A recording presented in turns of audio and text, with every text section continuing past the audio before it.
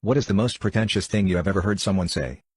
My husband's cousin was moderately successful, but within our family and friend group he passed as a millionaire. He is 20 years older than my husband, but he married a girl my age the same year we got married. She was a waitress at his favorite restaurant and an attractive woman, not beautiful or stunning, but she had a good body and put a lot of effort into her appearance. She wasn't successful in her own right, but I guess she claimed her husband's success as her own. I never liked her, but she wasn't from around here, and she had failed to make friends, so I asked her to go for a coffee with me and my little group of girls. Of course she spent the day monopolizing the conversation with stories about men who wanted her and women who hated her. This was a point of pride for her, but she seemed to be enjoying herself. Initially she'd been reluctant to accept my invitation, so I said something like, "See, isn't it nice to get out of the house and make friends?" And her response was, "It is fun, and you're also nice not to show any jealousy towards me." Honestly, people don't realize how difficult it is to be this beautiful and successful. She then went on to elaborate on how much she appreciated that we didn't hate her for being superior to us in every way. We all sat in stunned silence and listened to her explain that she simply couldn't have any friends because women were either too jealous of her, or she felt bad for flaunting her general awesomeness in front of them. I realized that she must have been incredibly insecure, but it was just such an insane thing to say. Luckily my other friends were beautiful girls and self-assured enough to laugh it off,